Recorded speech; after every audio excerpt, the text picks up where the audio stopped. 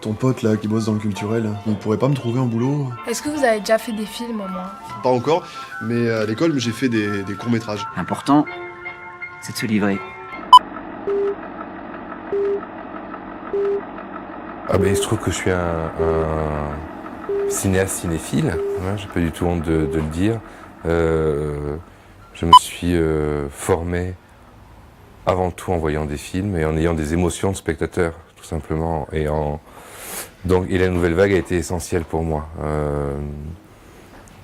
Quand j'ai découvert ces films-ci, j'ai l'impression qu'on me racontait quelque chose de l'histoire, de mes parents, de mes grands-parents. Et la nouvelle vague et aussi les cinéastes qui ont suivi. Moi, j'adore des cinéastes comme Gérard Blin, Guy Gilles, qui ont poursuivi d'une certaine façon le travail de la nouvelle vague dans les années 70, mais aussi dans une forme de tradition du cinéma français qui vient des années 30.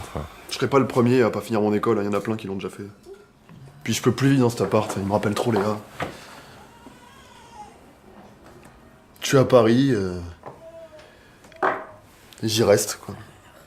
Pour moi, ça a aussi beaucoup à voir avec les acteurs, avec une forme de diction, avec l'idée de faire se frotter différents types de jeux, de pas chercher un jeu lycée qui sort des écoles, etc., mais au contraire d'essayer d'attraper une forme de vie et de surprise dans ce que peuvent offrir la singularité de personnes qui deviennent des personnages. Ouais, c'est ça qui m'intéresse, je crois, beaucoup. Des fois, des simples actions, des gestes quotidiens. Il y a une séquence où il y a le personnage de Léa qui se lève, qui allume la bouilloire, qui allume la radio, qui se prépare un thé. Je pensais à une même séquence dans Umberto D de Vittorio De Sica où voilà, on prend le temps d'être avec une jeune fille comme ça dans une cuisine et ça peut être terriblement émouvant. J'espère qu'il n'y a pas du tout de complaisance dans la durée, ça peut être le risque, mais que ce soit toujours tendu par l'intériorité du personnage en action, voilà, et des actions très simples, a priori banales, mais dans lesquelles le personnage révèle quelque chose de lui-même. Il est marrant ce type. Il vit sur un petit bateau à Bastille, il m'a dit. Il est marinier? Pas du tout, il est musicien. Il compose aussi de la musique contemporaine.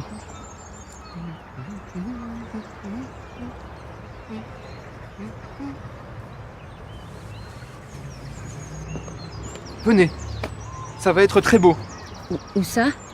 Juste là. On avait envie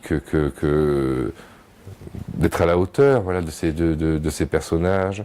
Et puis, je voulais pas non plus du tout faire de chichi. Moi, j'aime pas du tout l'image trop propre, lissée, ou qu'on voit partout, où c'est flou tout de suite derrière. Il y avait l'idée de travailler aussi une image un peu brute, qui pouvait rappeler peut-être le 16 mm, ou même la DV, dans ce qu'elle avait d'aussi un peu brute, et que je trouvais plus intéressant, moi, que l'image HD actuelle qu'on voit partout. Et de faire attention à la lumière naturelle, aux saisons, etc. Aussi à tout ce qui rentre dans l'environnement des personnages. Ouais. Mais c'est fabuleux, Françoise. C'est très poétique, tu vois. C'est ça que tu devrais lire au Festival de Poésie, pas Paul Valéry. Ouais, ne raconte pas n'importe quoi, enfin. C'est beau, Valérie. Oui, c'est très beau, mais c'est aussi très attendu.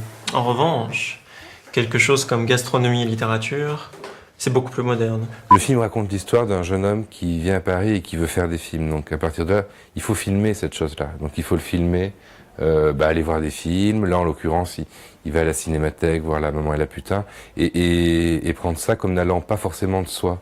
Voilà, c'est un personnage qui, je crois, n'a pas d'héritage socio-culturel, qui n'a pas eu ça à la maison.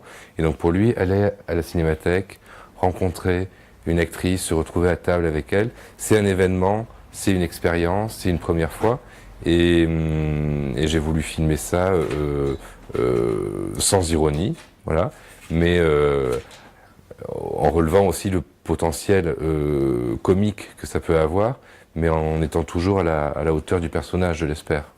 Je crois que c'est des personnages, surtout pour Martin, on va dire que c'est un personnage qui est après une rupture, qui se retrouve très vulnérable, comme une peau qui est en train de tomber, mais que justement ce moment-là lui lui permet une forme d'ouverture, d'expectative, de curiosité à ce qui peut arriver, et que c'est des personnages voilà, ouverts, et qui j'espère nous surprennent.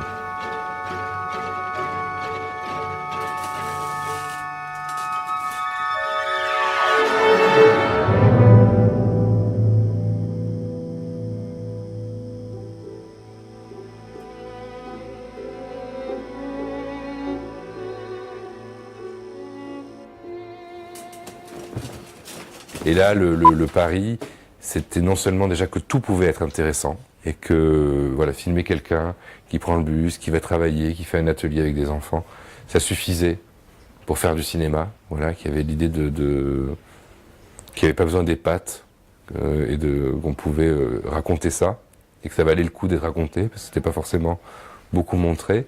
Et puis, il y avait le grand désir aussi de faire se frotter différents types de jeux. Je pense que dans la mise en scène, c'était aussi ça qui était très important, et d'entendre des voix, des intonations, des couleurs qui pouvaient nous surprendre, et presque un peu fantastique. Moi, je trouve que les deux colocataires, ils amènent quelque chose d'à la fois très réaliste et très surprenant, parce que ils existent dans la vie, voilà, et en même temps, ils viennent d'ailleurs. Et je trouvais ça très beau que le film les accueille et qui viennent en dialogue avec des comédiens parfois plus chevronnés, voilà.